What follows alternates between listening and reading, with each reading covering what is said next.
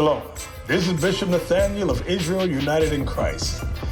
I want to start off by saying thank you to all of our Booster Club members for your many donations and much more, your prayers.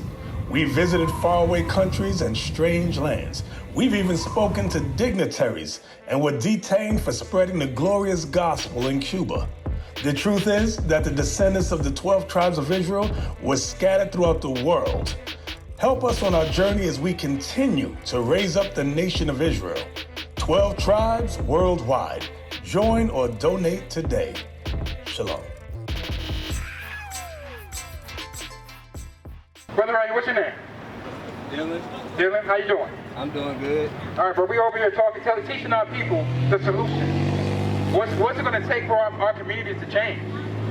But it takes the men to stand up first to change the community. Right. We can't stand up under Christianity. Right. We can't stand up under Islam. We can't stand up under none of that stuff. Right. We gotta come back to being the 12 tribes of Israel. That's right. That's the only way our people can change. That's the only way the killing in our community is gonna stop. That's is right. if we change our minds. Right.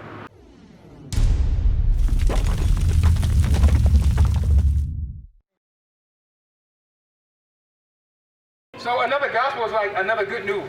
So when you look at in the church, they talk about bringing good tidings, the gospel, the good news, right? So their good news is that, salvation for everybody.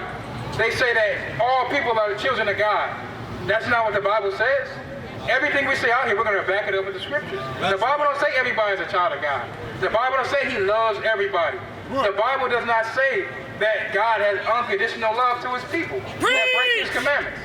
So, but a God that loves his people will put them in this condition. I'll say that. Because God put our people in this condition for a reason.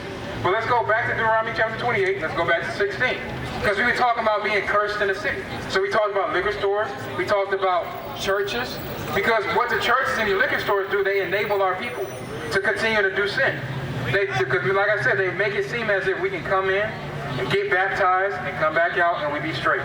You go in a crackhead, you come out a crackhead. Right. You go in a murder, you come out a murder. Right. You go in a fornicator, you come out a fornicator. Right. That's how these churches are set up. That's why you see murders like what happened here every single day. Right. Because our people are being enabled to sin. We don't know who we are. If you don't know who you are, you're going to make bad decisions. Right. That's what our people are doing. Go back to go to Hosea 4 and 6 real quick. So when you look at our people, you can tell we're a destroyed nation of people. Because of how we're acting. Because of how we're acting. Because this is not the only murder. It's not the only murder this week. Last weekend there was 7 murders, 14 stabbings. For what? Is anything that serious to kill your brother for? To try to hurt your brother?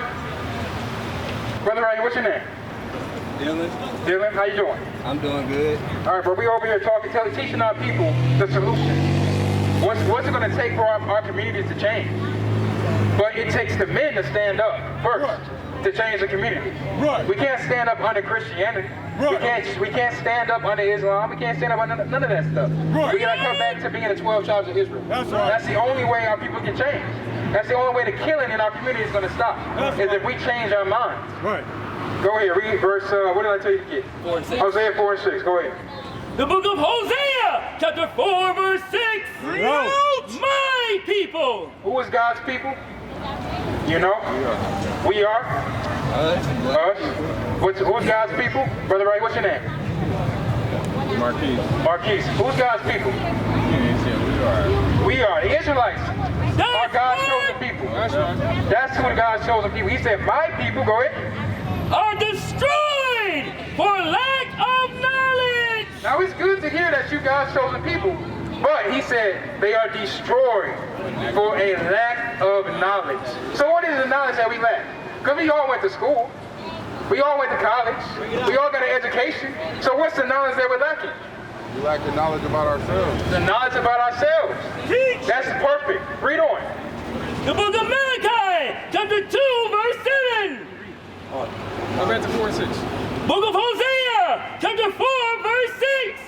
My people are destroyed for lack of knowledge. Because thou hast rejected knowledge, I will also reject thee. So he said because we wanted to reject the knowledge that he gave us, he's going to reject us. So imagine God rejecting his people.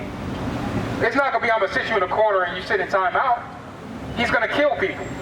He's going to put oppressive conditions. Right. That's what's going to happen. Read on. Bring it out. That thou shalt be no priest to me. Meaning we're not going to have no more leaders in our communities that's going to lead us the right way. Because we don't have no leaders that is trying to help our people fix this murder, fix the killing.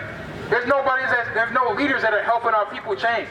You can come with whatever solution you want to come with, but if it's not out the Bible, it's not going to change our people. Preach! The minds of our people have to be changed first. For you to feel like it's okay to kill your brother, if you don't fix that mindset, it don't matter. Read on. Seeing thou hast forgotten the law of thy God. So the law of God is the knowledge that we were supposed to have. Go to Malachi 2 and 7. Read that. The book of Malachi, chapter 2, verse 7. For the priest's lips should keep knowledge. The knowledge, remember, that's what we're looking for. Remember, destroy for a lack of knowledge. Go ahead. And they should seek the law. The what? They should seek the law. The education system. They should seek the law. College education.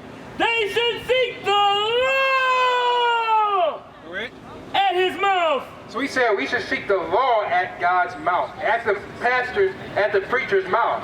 That's the knowledge that our people are lacking. We're lacking a basic law. Like go to Exodus 20 and 13.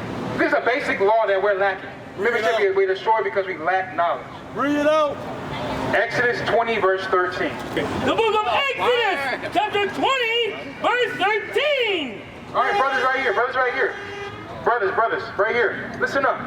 This is the knowledge that we're lacking. This is an example of some of the things that we're missing as a nation. Thou shalt not kill. Basic law, right?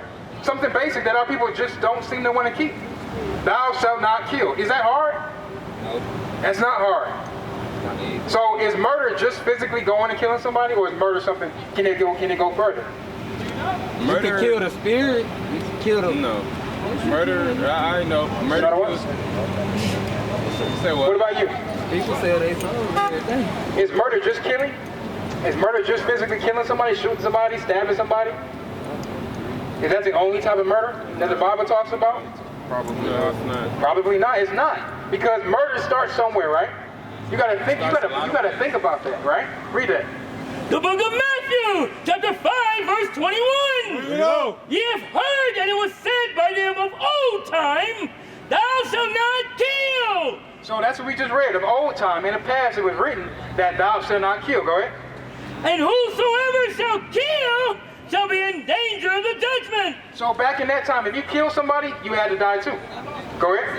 But I say unto you, that whosoever is angry with his brother without cause. So if you're angry with your brother for no good reason, you have hatred in your heart for your brother for no reason, what are you?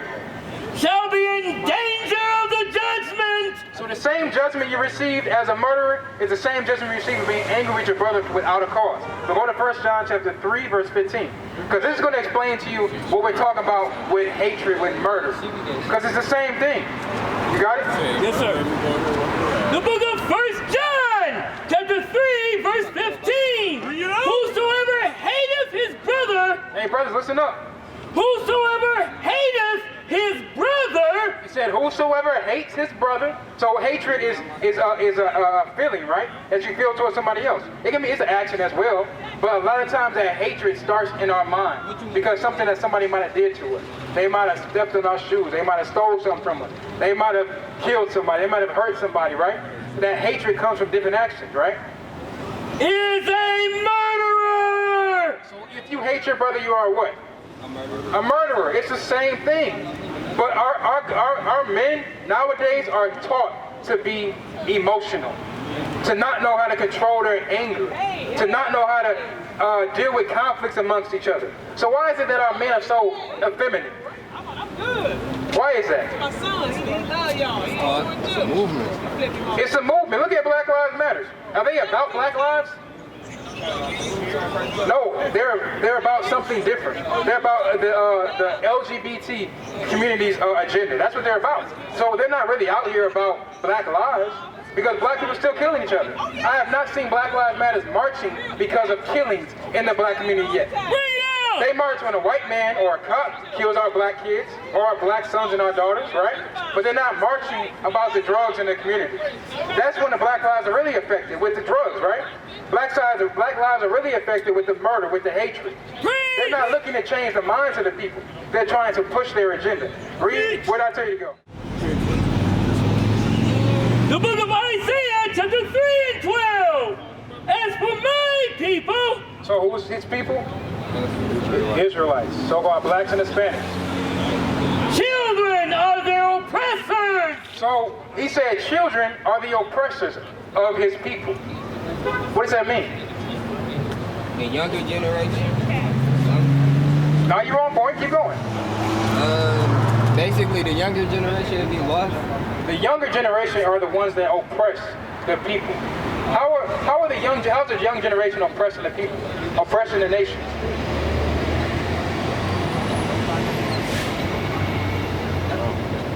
Go to Isaiah 51 and 20. Lie at the head of the streets. Yes, sir. Get there. Hold that real quick. Go to this. Got it. Go ahead. The book of Isaiah, chapter 51, verse 20.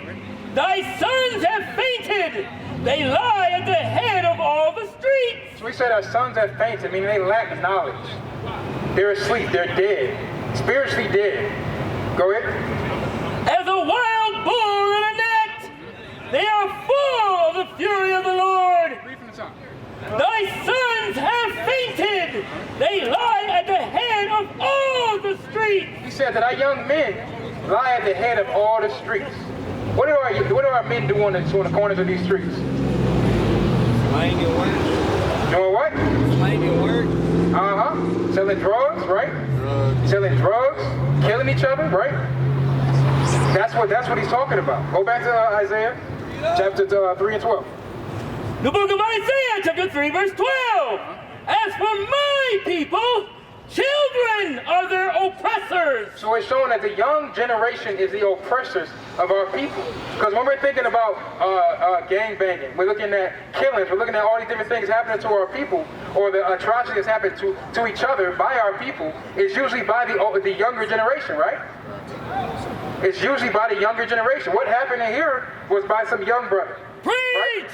That's what happened. What happened days ago, because before this, there was another shooting. They were stabbing. It was by young people. Because they lacked, it said his sons had fainted. We lack the knowledge that we're supposed to have. Our young men, they grow up effeminate. They're not taught the laws of God. They're raised by their mothers. It's not saying that they're doing it, that it's a bad thing, but they're not. It's supposed to be a man in the house. It's supposed to be a man in the house to do what?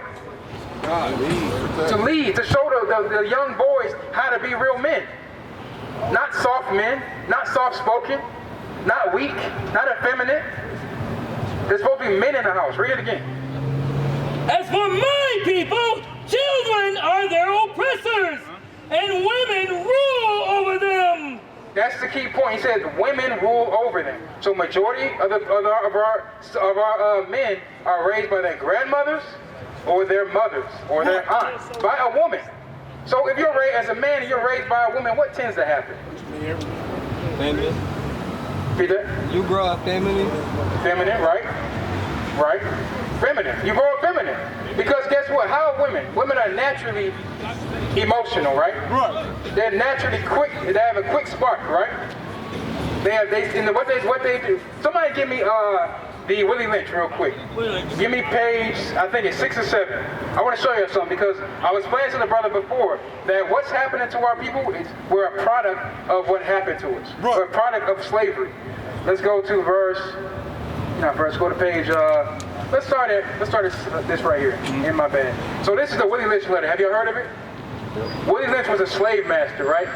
So what he did was he sent out a letter on how to make the perfect slave. Go ahead. This is the Willie Lynch letter. In my bag here, I have a foolproof method for controlling your black slaves. He said he has a method that you can't mess this one up. You can make a slave with this, there's no problem. Go ahead. I guarantee every one of you that if installed correctly, it will control the slaves for at least 300 years. My method is simple. Any member of your family or your overseer can use it. So this is the letter he sent out. He sent out a letter that would teach them how a foolproof plan on how to make an amazing slave. Go over. The breaking process of the African woman. Take the female and run a series of tests on her to see if she will submit to your desires willingly. Test her in every way, because she is the most important factor for good economics. So the woman was the most important factor of good economics. Why? So that means that she's the most important factor today too. She's the most important factor today, but why? She allows for the keep the household together. What's the true role of a woman? What's she supposed to do in the household? Submit. Okay. Submit, but she's supposed to take care of the kids, right? She takes care of the kids, she teaches the kids. That's a very heavy job that a woman has to do. So hats off to the women that are the single mothers that have to do it. But they know that that's a very important role for the woman to have, is that they raise the children. When the family splits, guess what? The woman always has the kids. They know that. They set it up like that. Read on. If she shows any signs of resistance and submitting completely to your will. So what the slave masters wanted to happen is for the women to completely submit to the will of the slave master. Do not hesitate to use the bullwhip on her to extract that last bit of bitch out of her. That was what they were trying to do. That's what they were trying to do with our women. Go ahead. Take care not to kill her, for in doing so, you spoil good economics. Why? Because she had the kids. Go ahead. When in complete submission, she will train her offspring in the early years to submit to labor when they become of age. So, the main point was, if she's in full submission, guess what? She's going to submit to everything that the slave master said. Right. And she's going to train her children to do the same exact thing.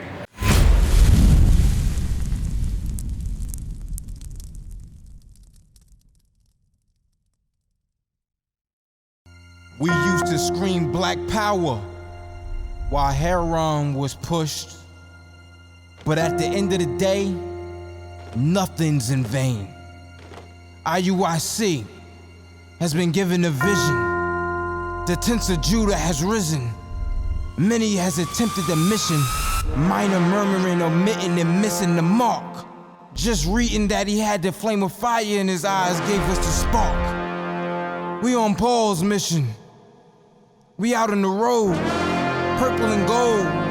From Mexico, Cuba, Haiti, Ghana, Sierra Leone. 144,000 boots banging, concrete crackling. These are how men repented at heart. The scriptures is proof. IUIC, we deliver the truth.